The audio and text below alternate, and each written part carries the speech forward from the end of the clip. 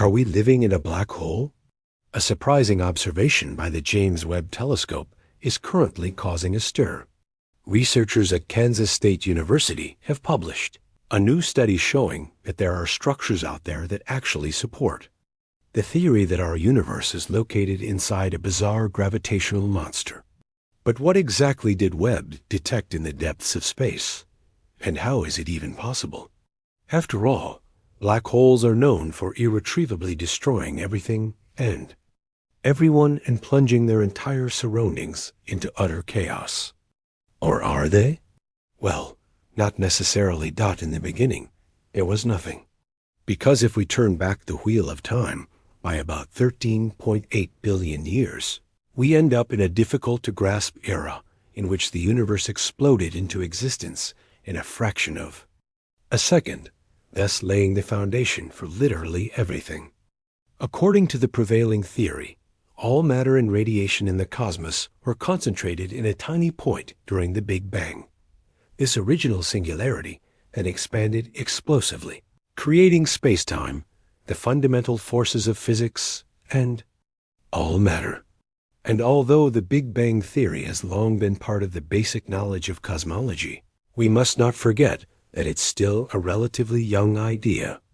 After all, the idea of the Big Bang only entered the astronomical arena in 1931. At that time, Belgian priest and physicist Georges Lemaître, based on Edwin Hubble's revolutionary findings, came to the conclusion that the cosmos is not only expanding, but conversely must also have been much smaller at one time.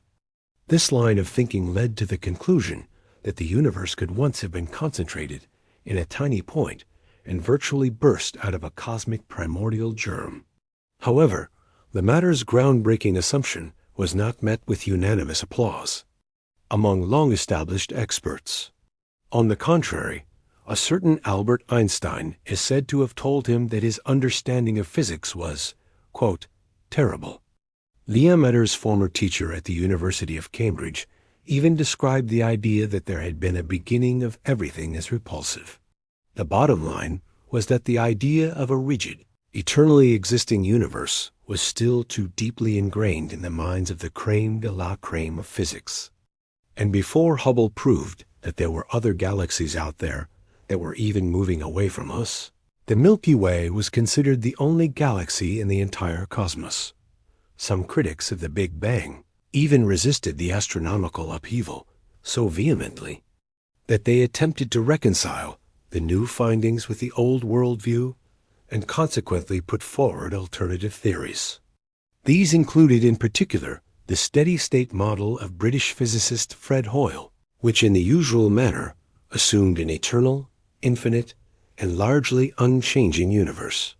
To compensate for Hubble's observation of the expansion of the universe, the model referred to a mysterious unknown field from which new matter is constantly emerging in space. Ultimately, however, the steady-state model did not stand up to real observations in space. In the 1960s, scientists realized that radio galaxies and quasars can only be found in the distant universe, and not in the cosmic neighborhood of the Milky Way. This suggests that these phenomena only occur in very old star clusters. However, if the cosmos is unchanging, this type of active radio source should occur with the same frequency everywhere, and not only in the most distant, and therefore oldest regions of the universe. The final nail in the coffin for the steady-state model was the discovery of cosmic background radiation. This is a relic from the early days of the cosmos and is still considered outstanding evidence for the Big Bang theory. Looking back, it seems almost ironic that it was Fred Hoyle who gave this theory its name. In a radio interview in 1949, the creator of the steady-state model described Lemaître's idea as a hypothesis that all matter in the universe was created in a Big Bang, and made it quite clear that he did not think much of this assumption. Despite all this, the term Big Bang was so memorable that it stuck, and nothing has changed since then. The Big Bang is now practically sacrosanct among conservative researchers, even though it's still surrounded by huge question marks. And these are sometimes of a very fundamental nature. What actually caused something to suddenly emerge from nothing 13.8 billion years ago? How can something emerge from nothing? And what actually came before? Well, many renowned experts are convinced that there was simply no such thing as before. Stephen Hawking, for example, was quoted as saying, "The question of what was before the Big Bang is just as meaningless as asking what is north of the North Pole." Because time itself only began with the Big Bang, this is an event that cannot have been caused by anything or anyone. The laws of nature themselves tell us that the universe could have come into existence without any energy or cause. In other words, the exact origins of the Big Bang are far beyond our human imagination. But not all scientists are satisfied with this explanation. And as mentioned at the beginning, some researchers believe that the key to astronomical knowledge lies hidden inside a black hole.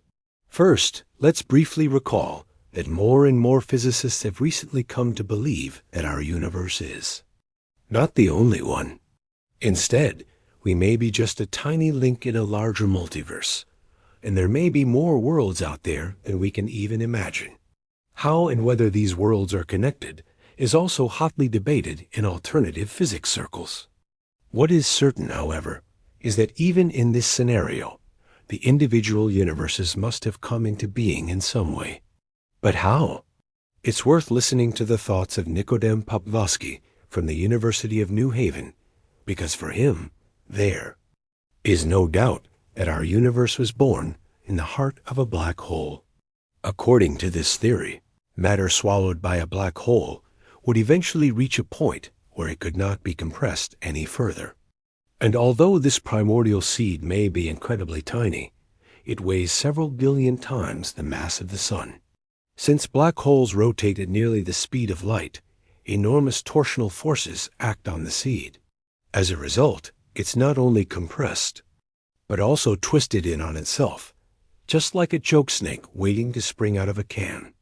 Ultimately, the seed in the black hole could literally burst open, paving the way for the creation of a new cosmos.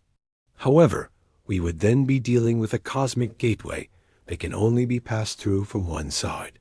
If someone were to fall into a black hole in the Milky Way, it is conceivable that they, or rather what is left of them, would emerge in another universe. Our own universe could therefore be the result of another previous cosmos. While the seed of this mother universe grew inside a black hole, it burst open 13.8 billion years ago and has been expanding ever since. Which means nothing other than that we may still be hiding behind the event horizon of a black hole.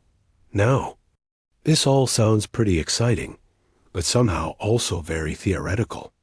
The crucial question is whether there is any concrete evidence for this spectacular idea.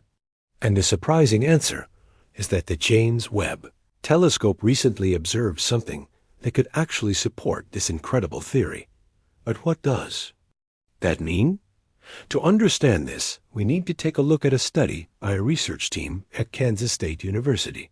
Led by Lior Shamir, the experts examined 263 early galaxies in the so-called Jades field, which Webb had previously analyzed.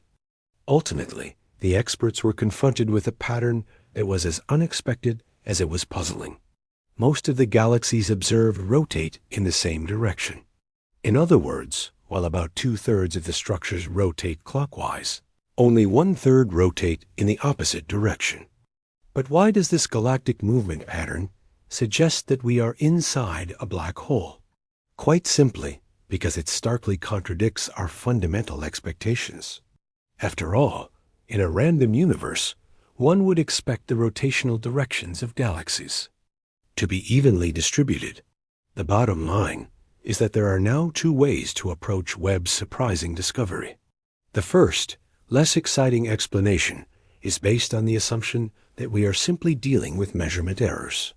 More specifically, the so-called Doppler effect could cause galaxies moving toward us to appear brighter than those moving away from us. This could lead to a distortion in the measurements, making more galaxies appear to be visible in a certain direction of rotation than are actually present. But the second approach, and this is the astonishing part, says that our cosmos was created in a black hole that already had its own rotation. This idea is consistent with the so-called Schwarzschild cosmology, which postulates that our universe embodies the interior of a black hole in a larger mother universe. In this context, each black hole would represent the passage to its own baby universe, while the rotation of the original black hole would influence the preferred direction of rotation of the galaxies in the newly born universe. This starting point naturally plays into Popovsky's hands, which is why he classifies the James Webb Telescope's observation as follows.